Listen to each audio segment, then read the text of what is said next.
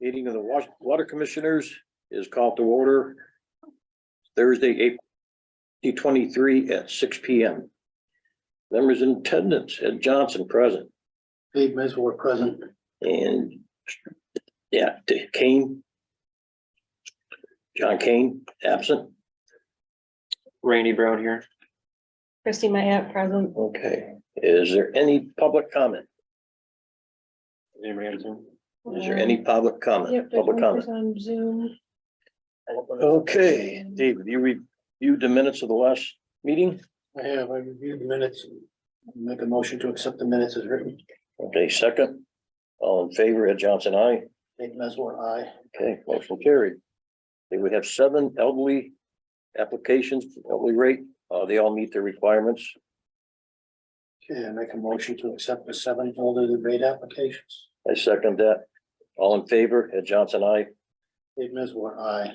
Okay, motion carries. Randy. DPW. Okay, just a few Report. things to talk about. So first item is part of our water management act, our water withdrawal permit renewal. So I did get a final, we call the water needs forecast. This is developed by Department of Conservation and Recreation. So a copy of that letter is in your packet. So I guess I'll jump to that real quickly. This is, so what DCR does is they look at our water, our system, and they project out how much water they think that we will need over the next, in this case, it's gonna be 10 years, which is the term of the new permit or for permit renewal. So if you look at, there's a lot of tables in here, but if you look on page 2, the bottom of page 2, there's called the water needs forecast, kind of summarizes it. And then there's a scenario 1 and scenario 2. So you know the standard that DEP has for 65 gallons per day per person Right. and 10% unaccounted for water. So they do 2 scenarios, one based on if you meet those 2 criteria. And the second scenario is if we assume our current trends for residential use and unaccounted for water are met over the life of the term. So what they're saying is that right now, 2020, well, this case 2022, when they started, our demands were 0.73 million gallons per day. And that by 2032, that would increase at 0.77 million gallons per day. There would be a buffer of 5%. That's that 0.04 million gallons per day number. So the total with that buffer is 0.81 million gallons per day under scenario 1. And then scenario 2, you see the same numbers there. The total usage in 2032 will be 0.89 million gallons per day. So what does this mean? Couple things. So this is like the first step, you know, when they look at any system, DEP needs to know how much water they think we're going to need. Okay. So right now our permit is up to I think 7.1 million gallons of water per day. So what you do is you look at the 0.71 and then you backtrack to 0.81 where they think we'll be in 2032. And there's a difference of 0.01 million gallons per 10,000 gallons per day, basically. So in order to meet that, you have to, and in order to get to that number, there are things that we have to do to accommodate that increase in usage. So our baseline increase will never change. Okay. But if we want to increase our usage, we have to go through a permit renewal process or a new permit process to ask for that additional allocation. And that additional allocation is based on this letter we have in front of us now. Okay. So I had a call with DEP today to talk about this a little bit, and so we have a couple options in front of us. Obviously we're a growing community and I think we need the water. So if we ask for this increase, which I think we need, there's going to be some strings attached to the permit that we're going to have to abide by. It's called a minimization plan. And I don't know all the details of the minimization plan. I have a consultant who's going to be working with us to develop that plan itself. But some of the things that they may be looking for us to do. So the minimization plan is needed. It's very confusing, so I'll try to explain it. During the month of August, when historically flows are at the lowest, stream flows are at the lowest, there is actually more water going out of our basin then into the basin. Okay, if that makes sense. So, because our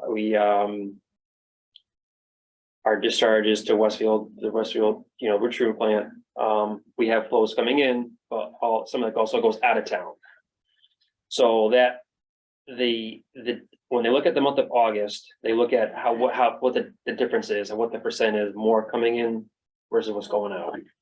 And if you're over 25%, which our basin we are, there are additional measures that we have to take if we want to increase our water usage in town here.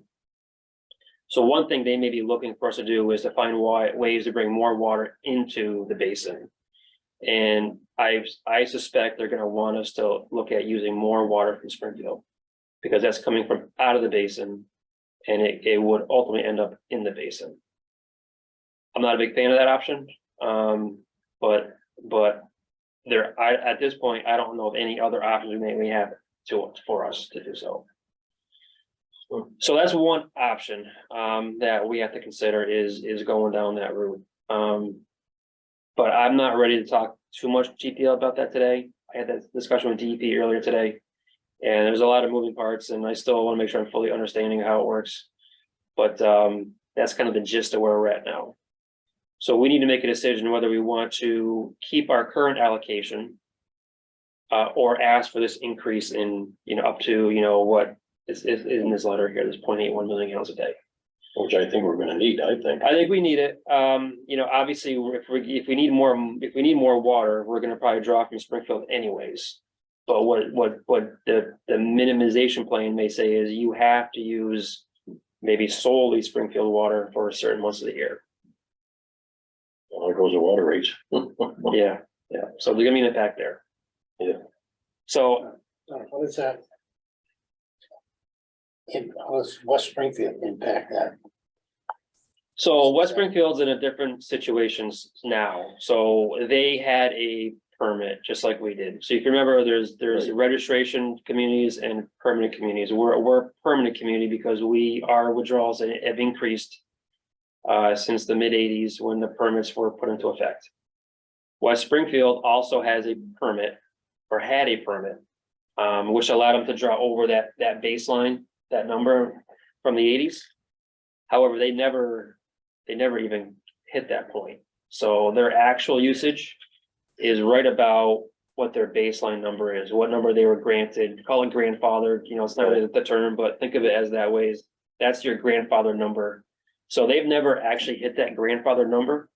And because of that, they've actually asked and were granted a relief, not a relief, but they dropped their permit. So now West Springfield's what's called a registered system, just like Westfield and other systems. So they're not going to have to abide by, some of these conditions like this minimization plan. There's a mitigation plan also we have to follow. So we're going to be kind of the only one in the area, really, aside from maybe Russell, the town of Russell. They have a water withdrawal permit as well. Okay. So, that a lot of questions, but yeah. When they take water out of the basin through their wells, doesn't come back in the basin, right? Gets discharged in Springfield. That's part of it too, because they're taking it out, so they're looking at the basin itself, and we're actually probably putting some in because we're bringing water from Springfield in, but other communities are taking it out. But because we're asking for more water, we're the ones who have to kind of address it through this permit process. We have to pay for the water they take out. Right. Well, I don't know if this way is really, but it is confusing, and I'll be honest, I'm not 100% certain on it as well. Okay. But that is the general gist of what this permit is going to require.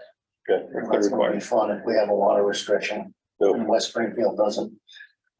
So now that West Springfield is a registered community, so all registered communities this year were, and this is across the state.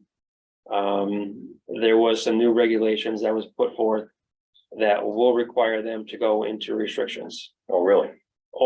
So ours is based on one of two criteria. One is the Westfield River Gauge. Yep. And the other is a drought declaration by the state. So they would only go by the drought declaration from the state. So if the state says that our region, which is Connecticut River region, which is, you know, basically all the way from here to the New Hampshire border, Vermont border. Right. If our region is in a drought, then they have to abide by, they have to implement water restrictions. However, they have 2 years before they have to start that. So they won't, unless they volunteer to start that process this year. You know, they can wait 2 years before they can start that, Here we go again this year. So, and I don't know if you was, you know, Chrissy and I follow stream flows, they are dropping. Early this morning, they were pretty much right at the threshold for we had to further month of May. So I'm assuming by tomorrow it'll be below that number. I know there's potential for rain on Saturday. We'll see. You know, we need three consecutive days. Today's probably gonna be an iffy day depending on what the total stream flows are by the end of the day. Tomorrow's probably gonna be below. Saturday is iffy with the rain, so we could be in restrictions as early as next week.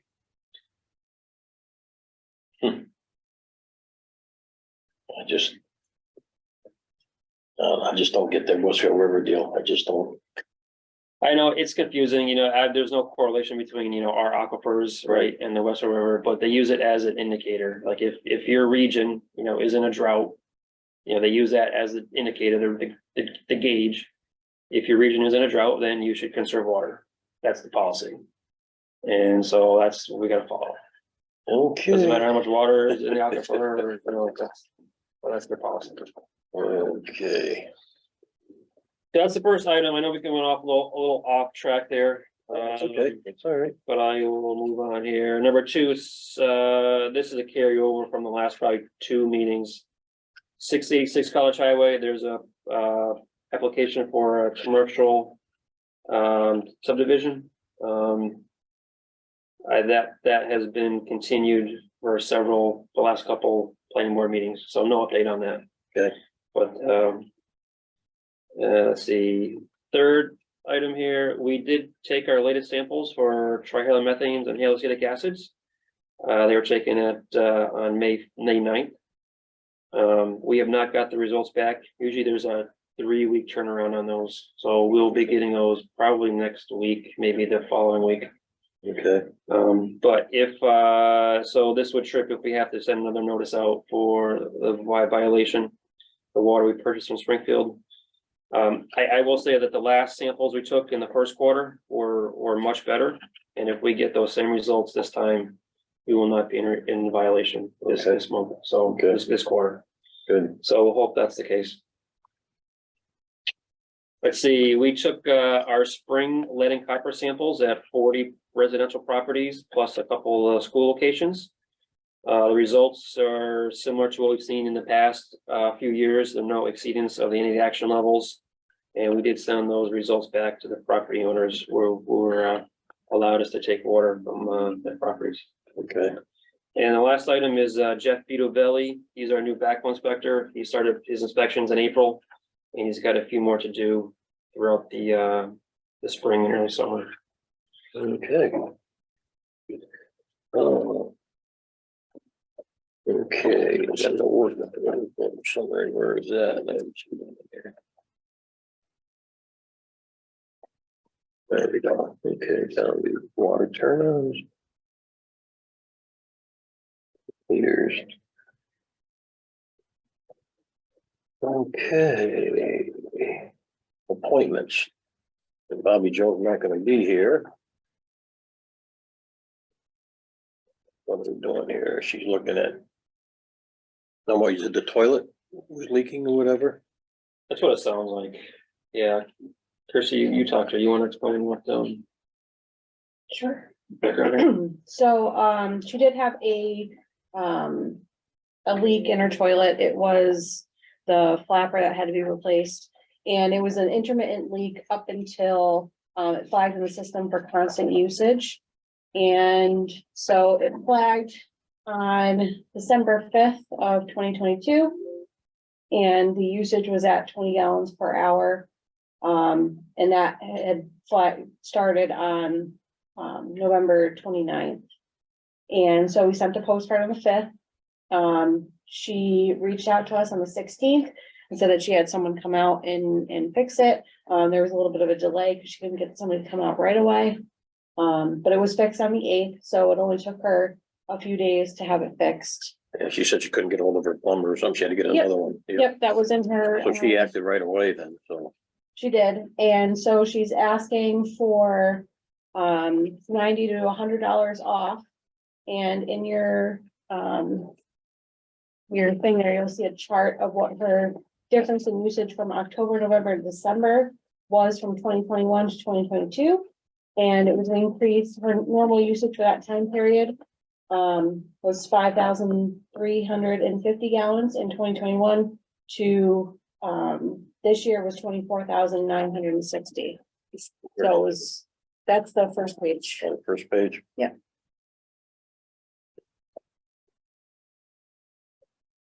Nope, keep going. Keep going in. One more. There it is. Okay. Okay.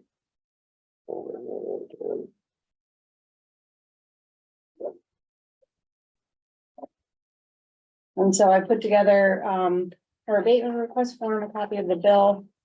She paid the $219.10 that has been paid. It says, because I made this copy before, Okay, the payment was received. Then there's also a chart for that billing cycle, and then you can see her history.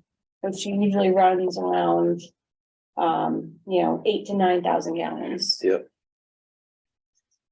For usage. The most recent history.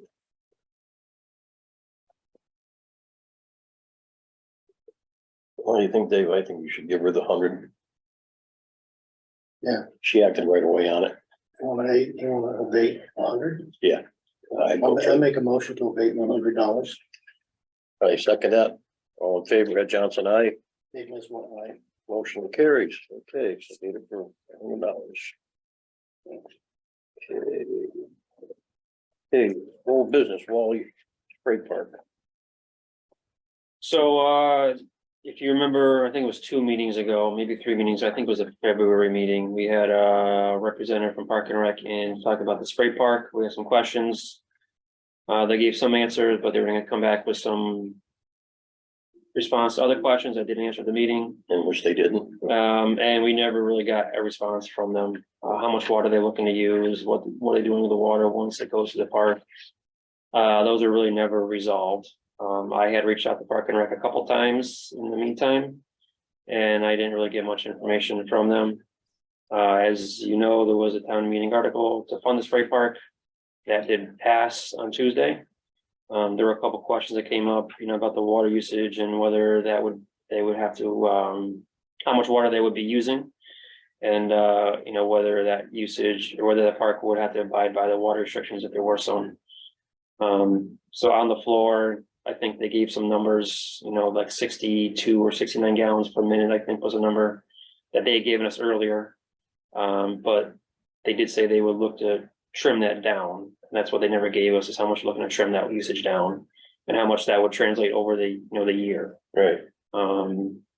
So that came up on the floor, and then I did respond to the question about the water restrictions that they would not apply to the spray park because it would be covered under the DEP's health and safety policy, so it would be essentially allowed for as a cooling place for children or people if they want to, cool off during a hot summer day. So there's really not much of an update, but that's all I have. Good. I think now they have the town meeting approval, they're probably gonna start the process to, I'm assuming, finish the design. I don't think they have a complete design yet either. I think it's more concept only. And then I guess there'll be construction at some point. So we'll try to Do you follow think up it'll with be them. ready this year? No. I think so, no. No. If you look at, so they had in their budget at town meeting, they also had there's some line items for Wally Park, Spray Park, and for water, I think for Wally Park water use.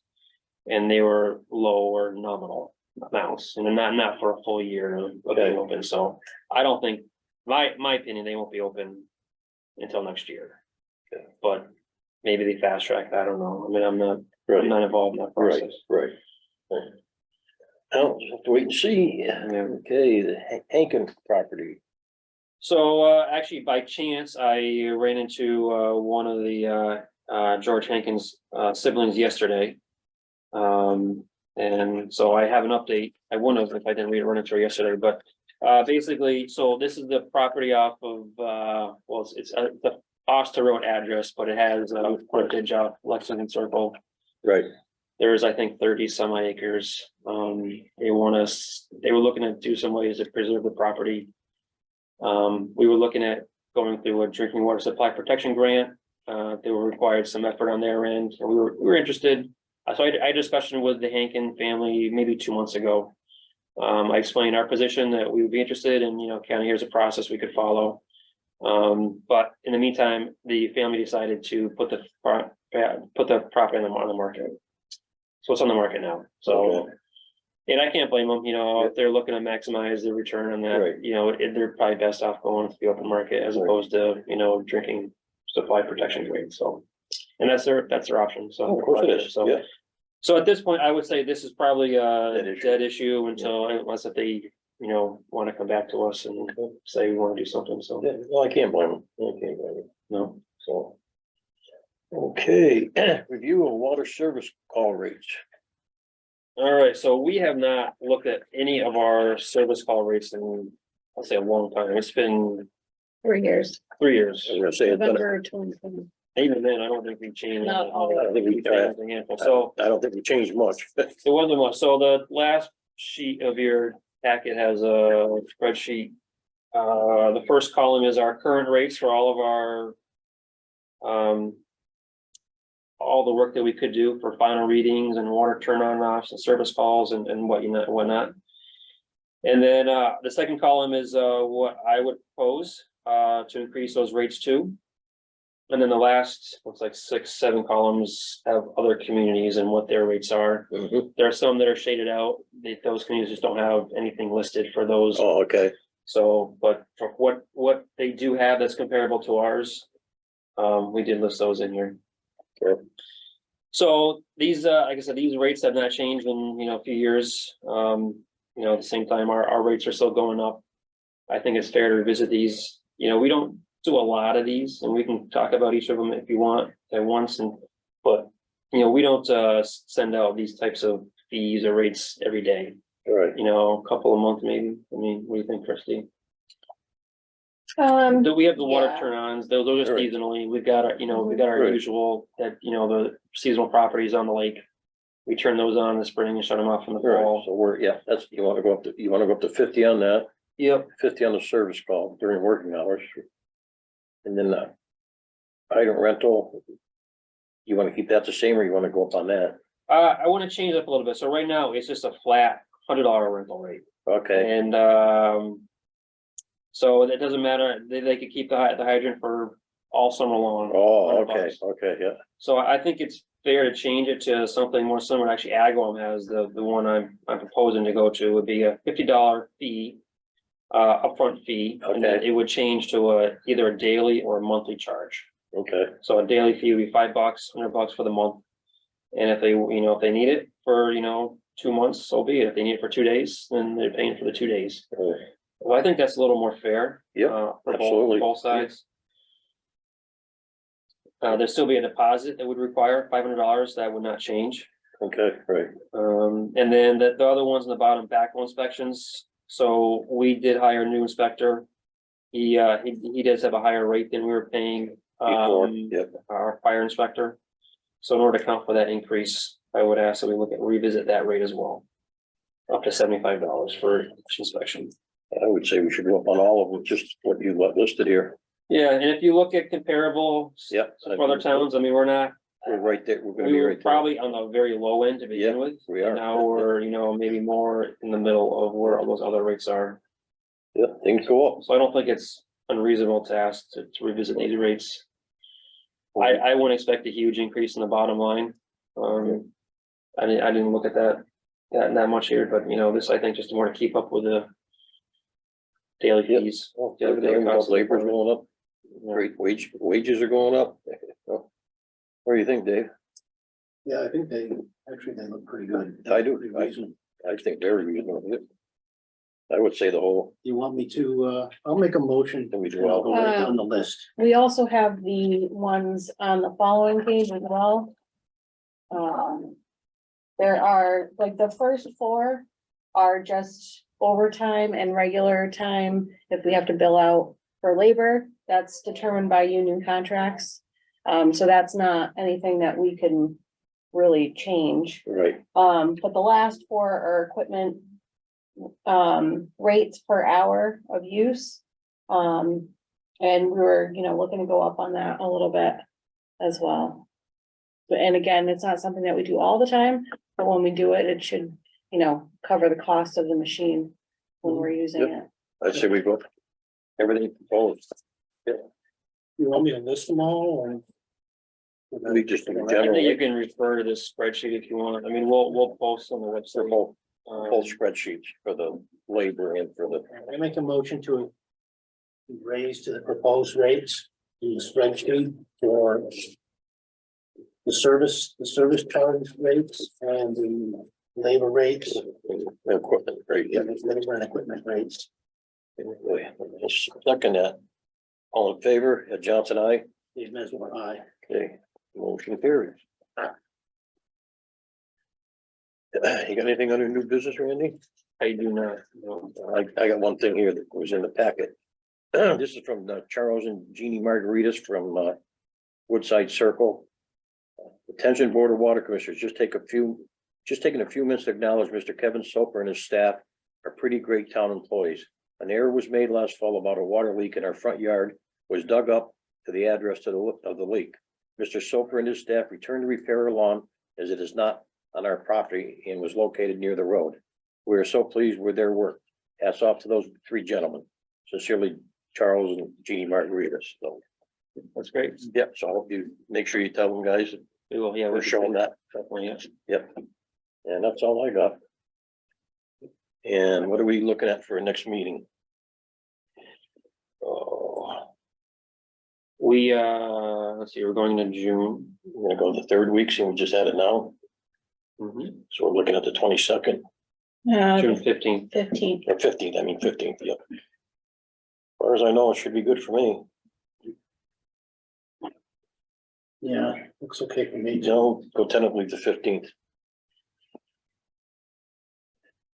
Yeah, can I have a motion for adjournment? Make a motion to adjourn. Second, all in favor, Ed Johnson, aye. Dave Mesmer, aye. Meeting is adjourned. Okay.